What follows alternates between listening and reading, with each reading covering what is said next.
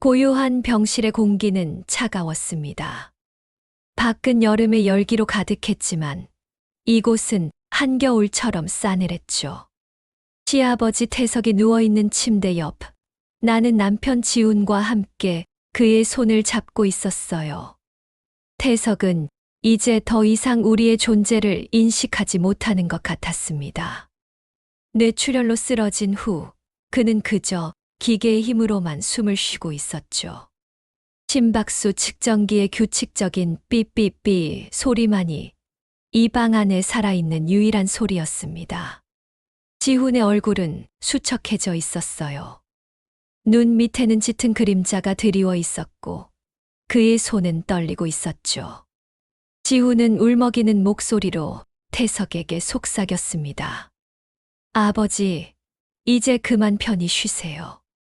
저희가 다 알아서 할게요. 나는 그가 정말로 아버지를 걱정하는 건지 아니면 이 상황이 빨리 끝나기를 바라는 건지 알 수 없었습니다. 아니, 사실 알 수 있었어요. 우리 마음속에는 지독한 탐욕과 해묵은 원망이 뒤섞여 있었거든요. 나는 조용히 병실 창밖을 바라봤습니다. 저 멀리 보이는 도시의 불빛들. 저 모든 것이 한때 태석의 소나귀에 있었죠. 그는 맨손으로 시작해 이 거대한 한 건설을 일궈낸 전설적인 인물이었습니다. 하지만 그는 성공한 사업가였을지언정 따뜻한 아버지는 아니었어요. 적어도 지훈에게는 그랬습니다. 우리 부부가 처음 그를 만났던 날을 아직도 잊을 수 없어요. 결혼을 앞두고 예비 시아버지께 인사를 드리러 갔었죠. 나는 세상에서 가장 정숙하고 사랑스러운 며느리가 되려 노력했어요. 고운 한복을 입고 미리 연습해 둔 말투로 정중하게 인사를 건넸습니다. 하지만 태석은 나를 뚫어지게 쳐다보며 아무 말도 하지 않았어요. 그의 눈은 나를 평가하고 또 판단하는 것 같았죠. 마치 내 속마음까지 다 꿰뚫어 보는 것처럼 느껴졌습니다. 그의 무거운 침묵에 지훈은 안절부절 못했어요. 아버지, 정아가 지훈이 말을 잇자 태석은 손을 들어 지훈의 말을 막았습니다.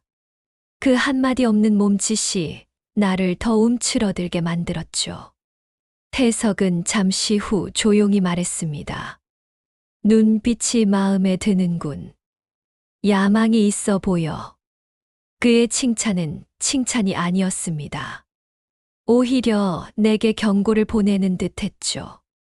그 순간 나는 깨달았습니다.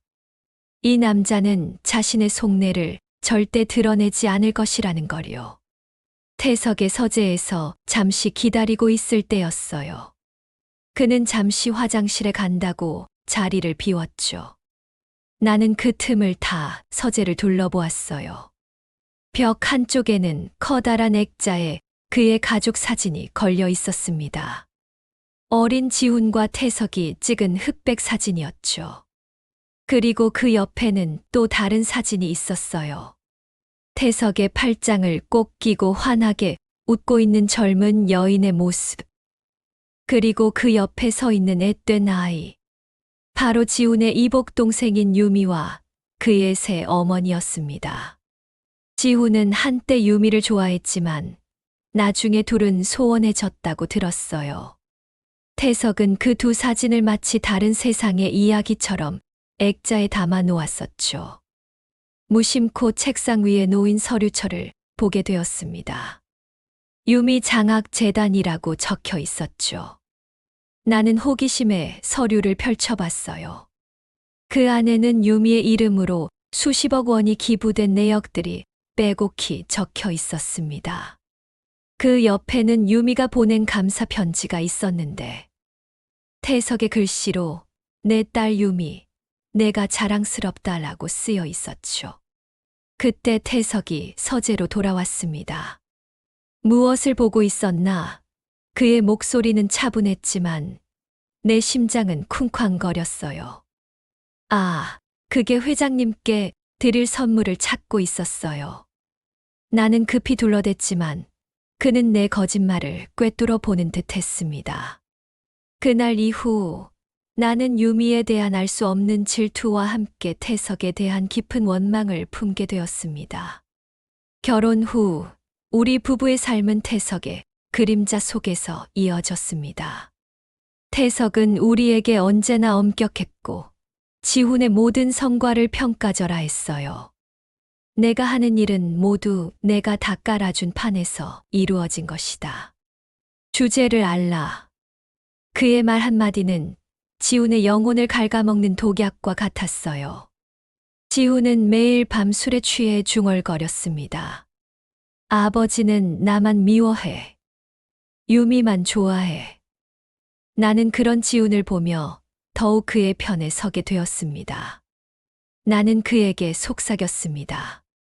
당신은 충분히 잘하고 있어요.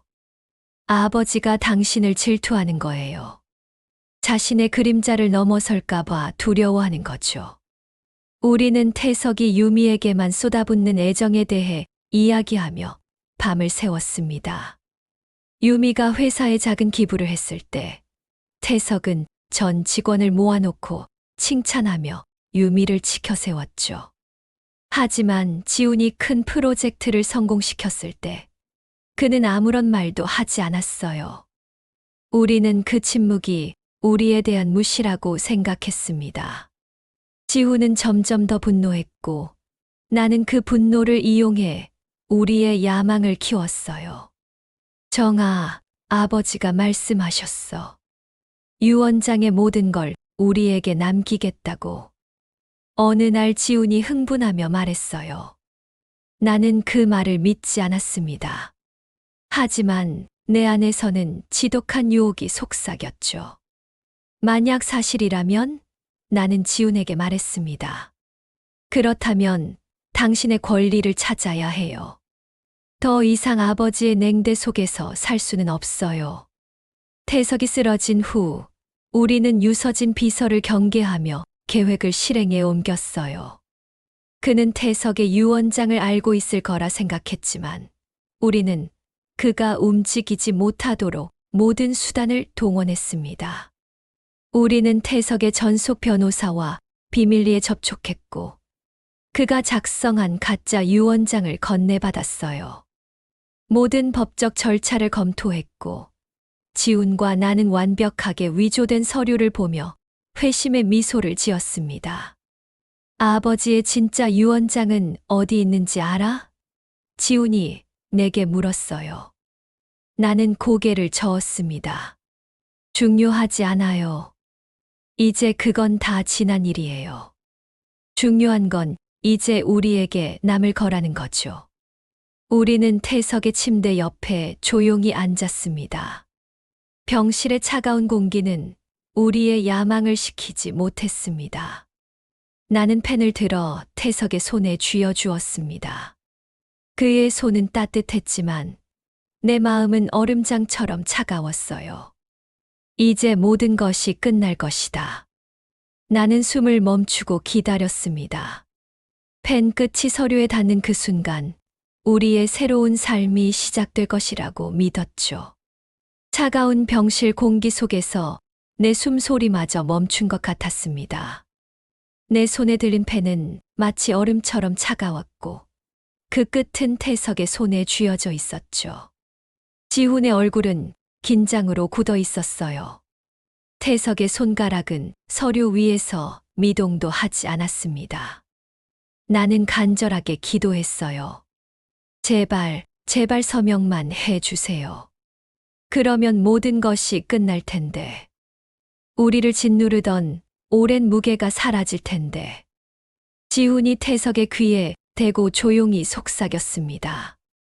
아버지, 이거 그냥 간단한 서류예요.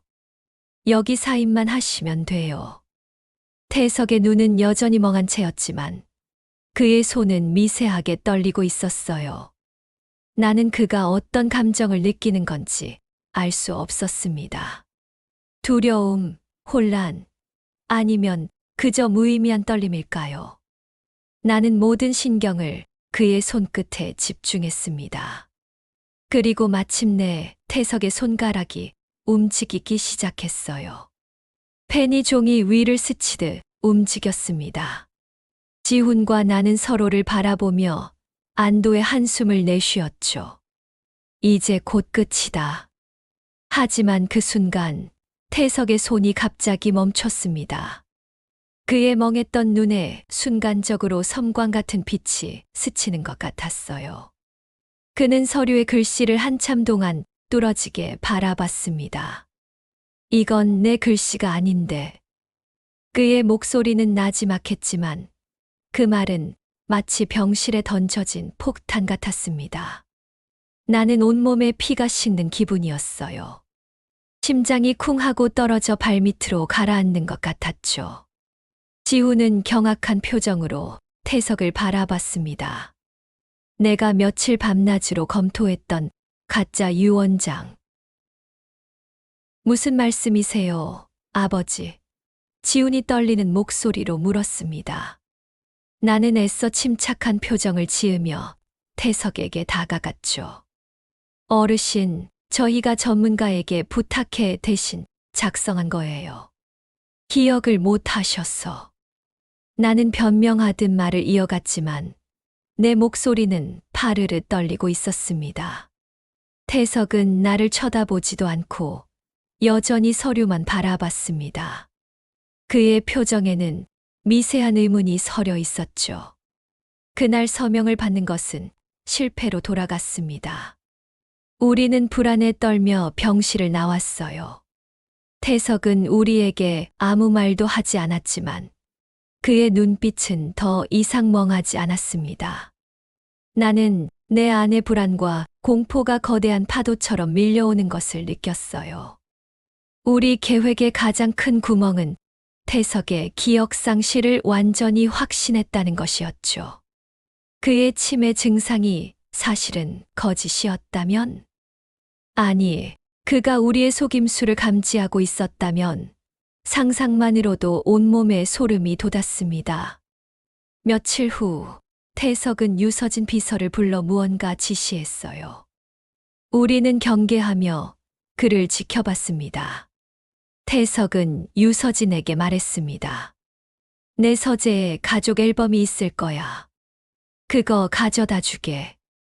나는 그가 과거의 추억을 떠올리려는 것뿐이라고 생각했지만 지훈은 불안한 기색을 감추지 못했어요. 혹시 아버지가 우리가 유미 때문에 그랬다는 걸 눈치챘을까? 지훈이 속삭였죠. 나는 고개를 저었지만 속으로는 같은 생각을 하고 있었습니다. 유서진이 앨범을 가져오자 태석은 침대 위에서 앨범을 펼쳤습니다. 우리는 그의 옆에 앉아 함께 사진을 보았죠. 앨범의 첫 장에는 태석과 어린 지훈이 함께 찍은 흑백 사진이 있었습니다. 두 사람 모두 환하게 웃고 있었죠. 지훈은 그 사진을 보며 잠시 감상에 젖는 듯 보였습니다. 그때 태석이 지훈에게 물었어요. 지훈아, 이 사진 언제 찍었는지 기억하나? 지훈은 망설였습니다. 글쎄요, 아버지. 오래돼서. 태석은 조용히 미소 지었습니다. 내가 6살 때 찍은 사진이다. 이 사진을 찍고 나서 우리는 낚시를 하러 갔었지. 내가 물에 빠져서 내가 얼마나 놀랐던지. 태석은 마치 어제 일처럼 생생하게 이야기했어요. 지훈의 얼굴이 점점 굳어졌습니다. 그가 기억을 완전히 되찾고 있다는 사실이 너무나 명백했거든요. 나는 그 사진들 속에서 태석의 진심을 보게 되었습니다. 그는 어린 지훈에게는 엄격했지만 그 안에는 깊은 애정이 숨겨져 있었어요. 그는 지훈을 자신의 뒤를 이을 후계자로 키우고 싶어 했죠. 하지만 나는 그런 태석의 진심을 보지 못했습니다. 나의 눈에는 오직 유미에게만 쏟아지는 애정만 보였으니까요. 앨범의 마지막 장을 넘기자 태석과 유미의 사진이 나왔습니다. 유미는 태석의 팔짱을 꼭 끼고 환하게 웃고 있었죠. 그 아래에는 태석이 직접 쓴 글씨로 내 사랑하는 딸 유미, 내가 자랑스럽다라고 쓰여 있었습니다. 그 글씨를 보자 내 안의 해묵은 원망이 다시 고개를 들었어요. 아버지, 저희가 그동안 왜 아버지께 인정받고 싶어 했는지 아세요? 지훈이 갑자기 말을 꺼냈습니다. 나는 당황해서 지훈을 말리려 했지만 그는 멈추지 않았어요. 아버지는 항상 유미만 예뻐했잖아요. 유미가 기부하면 그렇게 자랑스러워 하시면서 저는 아무리 노력해도 아버지 눈에는 부족한 아들일 뿐이었잖아요. 지훈의 목소리가 떨리고 있었어요. 30년 동안 쌓아온 서러움이 폭발하는 순간이었죠. 태석은 놀란 표정으로 지훈을 바라봤습니다. 그의 눈에는 슬픔과 충격이 뒤섞여 있었어요. 태석이 말했습니다. 지훈아, 그게 무슨 말도 안 되는 소리냐. 나는 너를. 그때 태석의 목소리가 갑자기 잦아들었습니다. 그의 눈은 다시 멍한 빛을 띠었고 그는 아무 말도 하지 못했죠.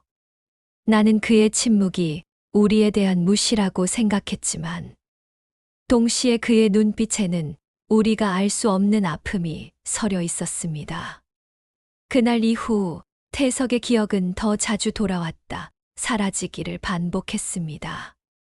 우리는 태석의 감정 기복을 이용해 그를 조종하려 했어요.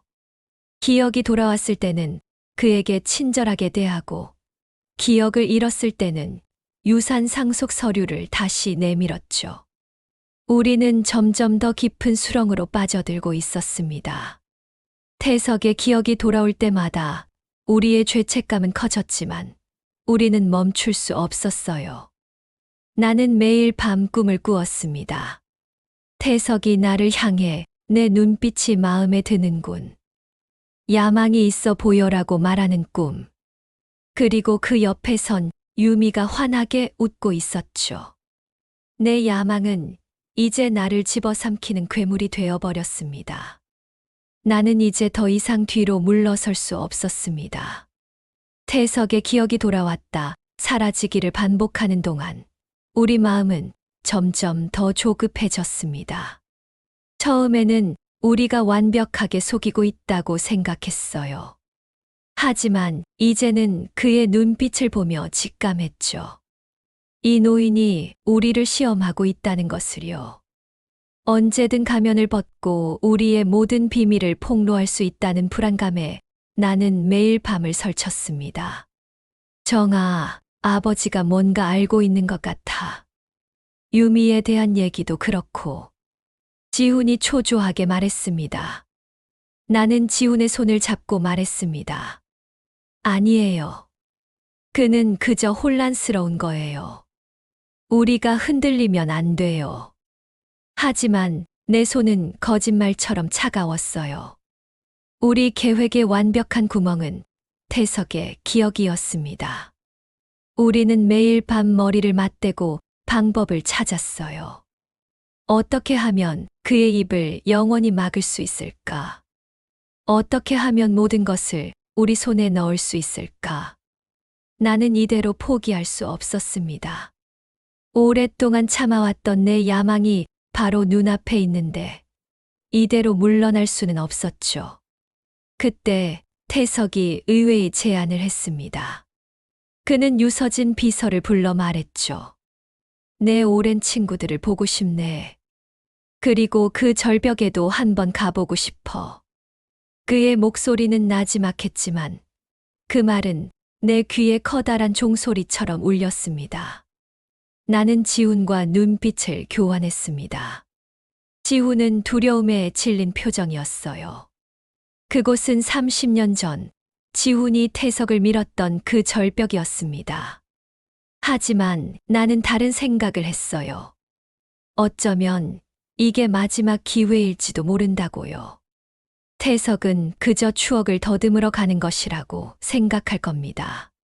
그는 아직도 그날의 진실을 정확하게 기억하지 못할 거라고 믿었습니다. 하지만 만약 만약 그가 그날의 진실을 완전히 기억하고 있다면? 그렇다면 이 기회를 이용해 모든 것을 끝내야 한다고 생각했어요. 나는 이성을 잃어가고 있었죠.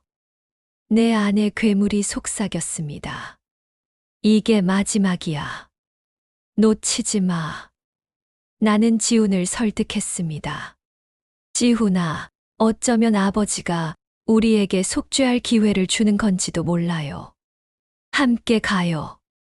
나는 지훈에게 거짓말을 했습니다.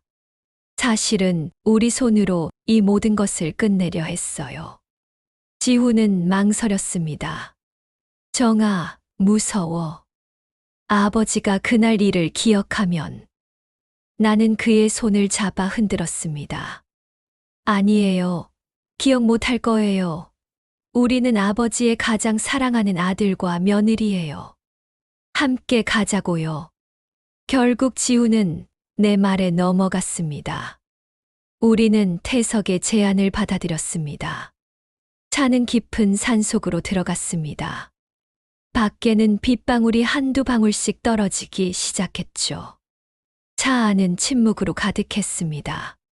지훈은 운전대를 잡은 채 땀을 뻘뻘 흘렸고 나는 뒷좌석에 앉은 태석을 힐끗 보았습니다. 태석은 창밖을 보며 알 수 없는 미소를 짓고 있었죠. 마치 오랜 친구를 만나러 가는 사람처럼 보였어요. 하지만 나는 그의 미소가 섬뜩하게 느껴졌습니다. 드디어 절벽에 도착했습니다. 예전과 다름없이 거친 바람이 불었고 발밑은 아찔했어요. 저 아래에는 30년 전의 비밀이 잠들어 있었겠죠. 태석은 바람을 맞으며 절벽 끝에 섰습니다. 나는 지훈을 밀어 태석의 등 뒤로 보냈어요. 지훈은 떨리는 손으로 태석의 어깨를 잡았습니다. 태석은 지훈을 돌아보았죠. 그의 눈빛은 더 이상 멍하지 않았습니다. 태석의 눈은 살아 있었습니다. 너무나 또렷하고 너무나 차가운 눈빛이었죠. 지훈아, 그날도 바람이 이렇게 불었지. 태석이 나지막이 말했습니다. 지훈은 말을 잇지 못하고 떨고 있었어요. 그의 표정에서 공포를 읽을 수 있었습니다. 아버지. 지훈이 울먹였습니다.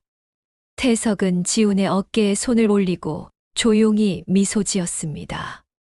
나는 그날 너에게서 이 자리를 물려주고 싶었단다. 이 절벽 위에서. 그의 말에 내 심장이 쿵 하고 내려앉았습니다. 지훈도 나와 같은 표정이었어요. 그가 이 절벽에 오고 싶었던 이유는 바로 30년 전의 약속을 다시 한번 확인하고 싶었기 때문이었습니다. 우리의 야망은 태석의 진심 앞에서 부끄러워졌지만 이제는 늦었습니다. 모든 것을 멈출 수는 없었죠.